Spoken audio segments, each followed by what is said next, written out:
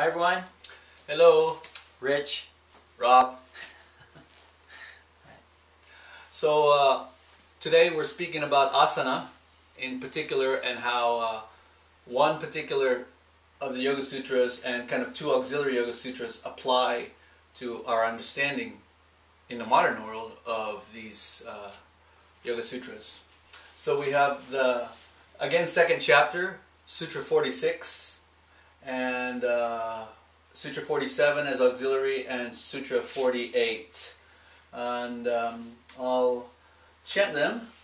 The first, which is the one that we want to actually hold in our mind, because that's what we're primarily going to work with today, is Stirha Sukha Mashasanam. The second, Prayatna Se Tilyananta Samapatibhyam. And the third is Tato Dvandva Nabi Gataha. So those are the three sutras we're working with, and the primary sutra I'll lend to Rich, Sthira Sukha Mashashanam, a steady and comfortable posture. So in ancient times, this sutra was mainly focused on the seated posture of the meditation position, and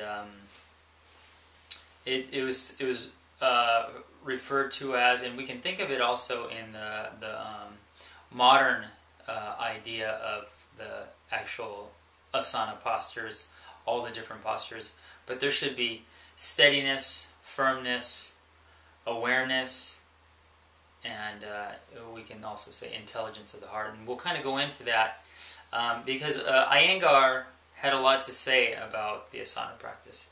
He said that it helped him overcome sickness, and it helped to align his body, helped align his mind as well through the asana practice. And he said that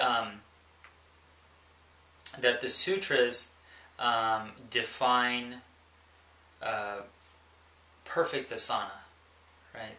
This sutra defines perfect asana, and that our awareness is on the entire body, right?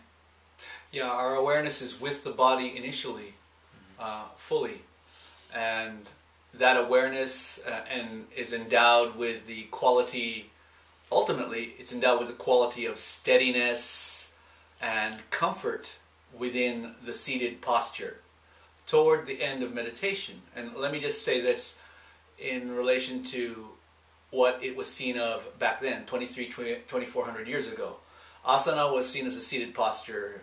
Rich and I are assuming Sukhasana and Siddhasana, the easy posture, and also the Adept's posture, and also the lotus posture, Padmasana, and several other postures that were seated. Primarily, those were the postures that Patanjali was referring to. Now, obviously, almost 2,500 years later, postures are any posture that we're holding with awareness and intelligence and comfort, but in this sense, because oftentimes we're really uncomfortable in a posture, especially a more challenging posture. Mm-hmm.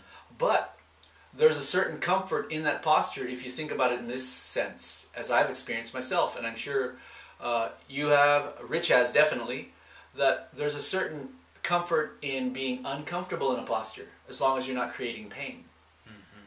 Because it keeps you focused on your breath and focused within the position that you're assuming within the posture. Mm-hmm.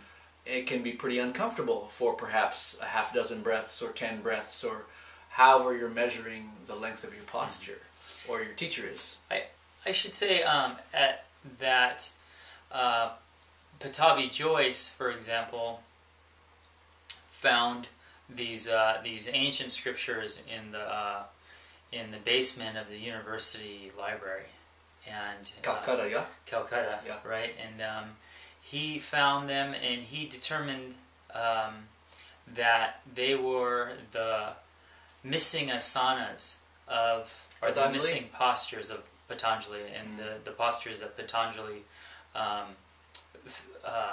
felt necessary to have in with the sutras. So that's he doesn't really have them. They got misplaced. It was a long time ago, and it's just that's the whole backdrop of what Ashtanga yoga is here in the United States and around the world. But that's where that came from. And indirectly, power yoga, vinyasa flow, all of these forms, Baron Batiste, derived from... They derived from the Ashtanga yoga that Patabi Joyce learned from his teacher, Krishnamacharya, and also by finding this. Yeah. And all of these other power yogas and vinyasa yogas are based from that Ashtanga yoga, which purportedly is the missing asana practice that Patanjali... which there are 6 levels, right? Yeah, there's supposedly 6 levels. 6 levels. Primary series, second series, third series, and so on. And according to one of my teachers, Doug Swenson, he said there's only probably about 5 or 10 people in the world who have gone all the way through, maybe more than that, but only a few people in the world have gone through all 6 series. In fact, himself, he was introduced to them, but he never made it all the way through to the 6 series, as I understand it. If I'm quoting wrong, Doug, you're still a master in my mind.